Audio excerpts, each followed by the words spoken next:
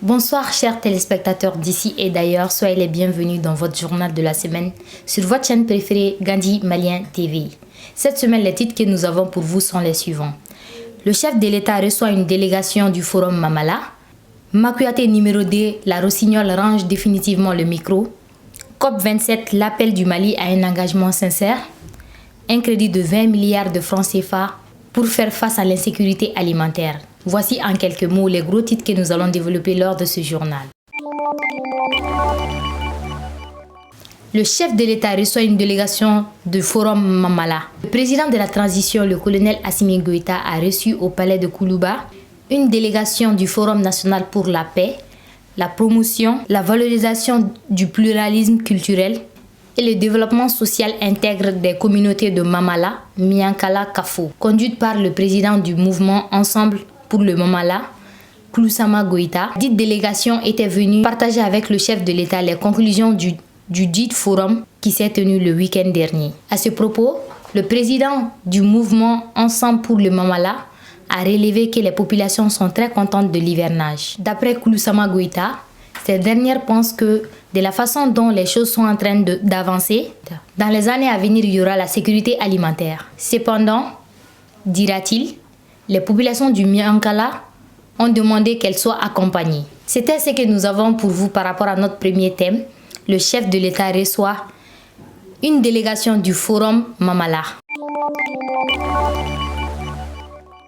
Maintenant, laissons place à notre deuxième thème. Makuyaté numéro 2, la Rossignol range définitivement le micro. Le monde de la culture est en deuil avec la disparition de la chanteuse malienne Makuyaté numéro 2. La triste nouvelle du décès de cette artiste de renommée internationale, âgée de 46 ans, sur les réseaux sociaux et dans les rues de la capitale, a fait, le lundi 7 novembre, l'effet d'un coup de tonnerre dans un ciel serein. La confirmation du décès de l'artiste a été donnée sur le site officiel du ministère de l'Artisanat, de la Culture, de l'Industrie hôtelière et du Tourisme, a présenté à sa famille les condoléances des plus hautes autorités du pays. Le ministre s'incline devant la mémoire de cette artiste de renommée nationale et internationale et ambassadrice de la musique malienne. Il présente au nom du Premier ministre par intérim et de l'ensemble des membres du gouvernement les condoléances attristées à sa famille et pleurées, à la grande communauté des griots, aux artistes du Mali et de l'ensemble du Mandé, précise le communauté du département en charge de la culture. C'était ce que nous avons pour vous par rapport à notre deuxième thème.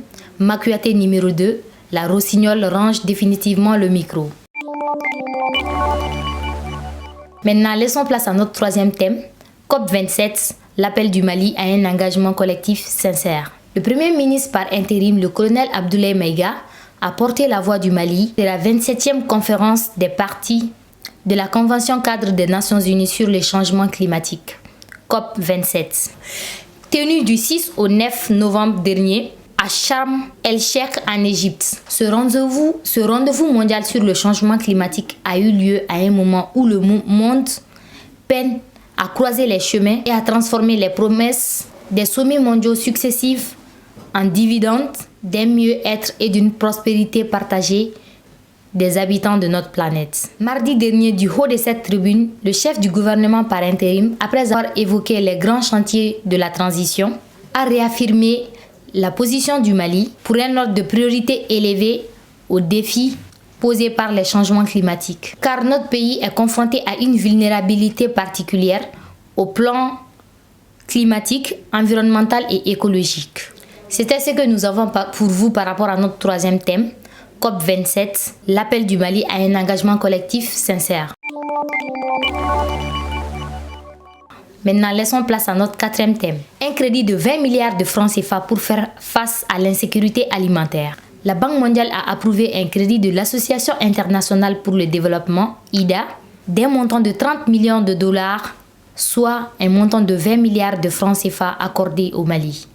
L'objectif, selon un communiqué qu'il a annoncé, est d'améliorer la productivité agricole et renforcer la résilience des ménages ruraux vivant dans des zones arides ciblées. Il s'agit là d'un financement additionnel au titre du projet de développement de la productivité et de la diversification agricole dans les zones arides du Mali. Ce fonds additionnel arrive quelques jours après le lancement de la 27e conférence des parties sur les changements climatiques COP27 à Sharm el-Sheikh en Égypte.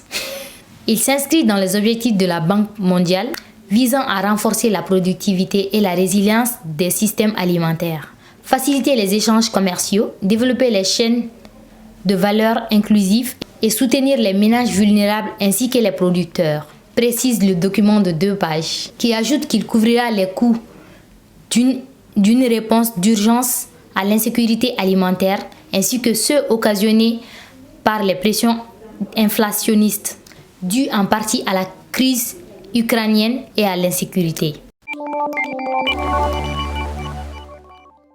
C'était votre journal de la semaine présenté par Ramata Cheikh Diabaté sur Gandhi Malien TV. Merci pour votre attention. On se dit à la semaine prochaine.